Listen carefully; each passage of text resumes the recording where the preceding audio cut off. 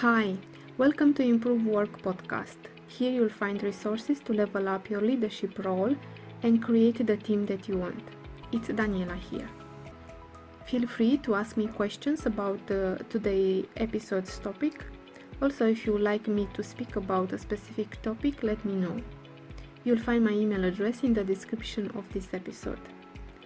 I hope you enjoy it and subscribe. Okay, let's get started. So, how employee motivation affects performance? Do you want to increase your employees' performances and you wonder how employee motivation affects performance? Well, let's dive deeper into this subject. If you understand how these two work aspects are correlated and when are correlated, you'll be able to take better decisions to increase your employees' performances. First, let's see how a motivated employee behaves. A motivated employee gives all his efforts in a consistent way to achieve his job's responsibilities and goals. If you have an employee who gives his efforts to achieve his task but only from time to time or not at his full capacity, he is not a motivated employee. Some employees may have had some successes in the past, but then they stopped fully engaging and contributing as they could have. Or they may give their best efforts but not as expected or not in the best interest of the company. They may perform some tasks very well and neglect other important responsibilities. Secondly, let's see when an employee has a high performance. Well, you have to have some criteria depending on which you evaluate his work. Maybe you have a performance evaluation system in place which establish these criteria. If you don't, I recommend to introduce such a system because it will help you to keep track of the employee's results and behaviors. It will help you to analyze his work as well. The performance criteria will also help the employee to know clearly what you expect from him. Not just criteria that are on paper and are forgotten there, but criteria that are discussed, explained, and understood by the employee. Between employee motivation and his performance is not a one-to-one connection because performance is influenced by other factors such as the employee's skills and competencies, how well he understands what is expected from him, or external factors that he can control, for example, the economy. Let's take now 3 typical situations in which an employee can be and see how his motivation impacts his performance. The first situation, when the employee is motivated but he doesn't have the necessary skills. The second situation, when the employee is motivated and has the necessary skills. And the third situation, when the employee has the necessary skills but is demotivated. So let's see the first situation when the employee is motivated but he doesn't have the necessary skills. This can be the situation of a new employee that has no experience, who just graduated college and is eager to learn and gain competencies. He has a high motivation, but his performances will not be so high in the first months, maybe not even in the first year. The best way to help this employee to develop is to assign him a mentor. This has to dedicate time to answer his questions and transfer information that is important for the completion of his task. The new employee will evolve faster. If you don't have experienced employees from whom he can learn, you'll have to dedicate time yourself to help this employee if you have the competencies he needs.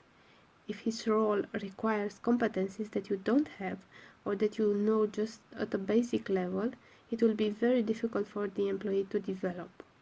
His motivation will drop down when he sees that can't obtain the results that are required from him.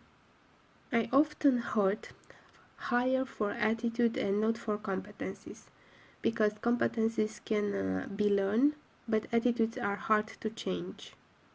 This is true in some cases, when the company has experienced people who can transfer the knowledge and help the inexperienced employees. But if you don't have these people and you don't have a system that motivates them to teach others, this is not such a good advice. Without motivation and results, they won't stay in the company, and you wouldn't want to keep them either. Research shows that without results, the motivation will drop down for the enthusiastic beginner, as he is called in situational leadership theories. Plus, although I met a lot of nice people in the hiring processes I was involved in, with attitudes that I appreciated, I didn't take decisions based only on that. They had to have attitudes that were aligned with the company's culture, along with other qualities and things. They had to have some basic knowledge, which will constitute the foundation on which the skills will be developed, and they had to really want the job. Applying for a job is not the same with wanting that job. When a person applies, he has just a few information about the job, but as he goes through the interviews and tests, he has more information, and he should have a more clearly image of what the job implies. If you help the candidate to form a realistic image of the job, it will help you to see what aspects of the job he likes and what aspects are less wanted. You both will be able to take better decisions about the potential hiring.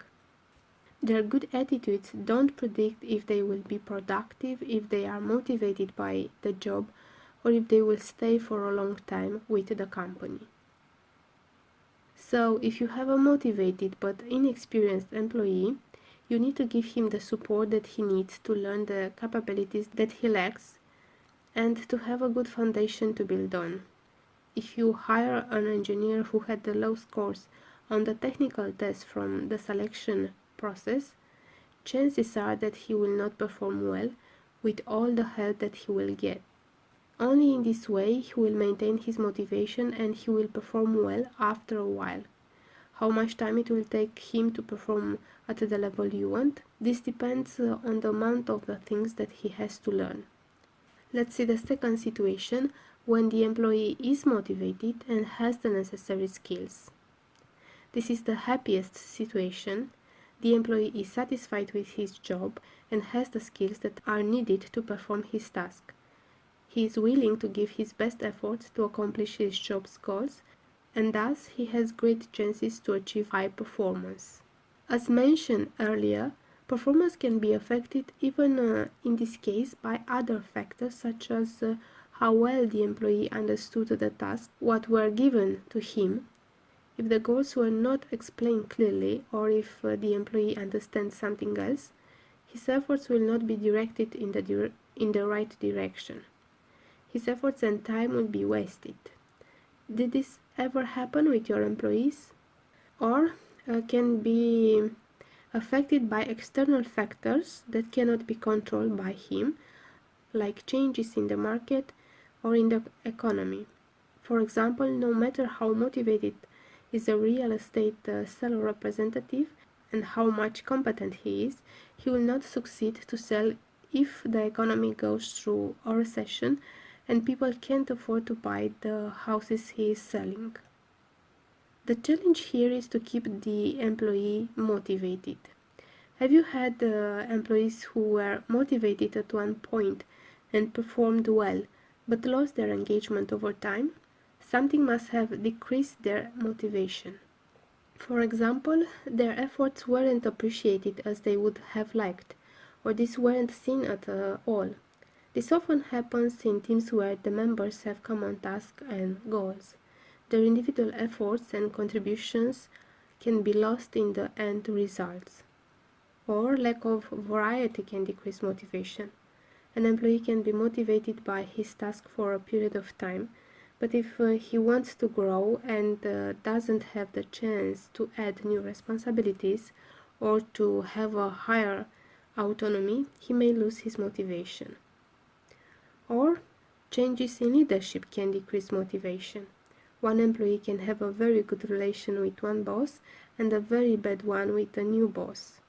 People leave their jobs because of their bosses, even if they are motivated by their task and have the capabilities to achieve them. Basically, if the company doesn't know what motivates the employee, and if it doesn't give him what he wants, his motivation will drop down. We talked how a motivated employee behaves, but we didn't talk about what motivates an employee. The employee motivation is influenced by a series of factors that basically contributes at his experience in the company.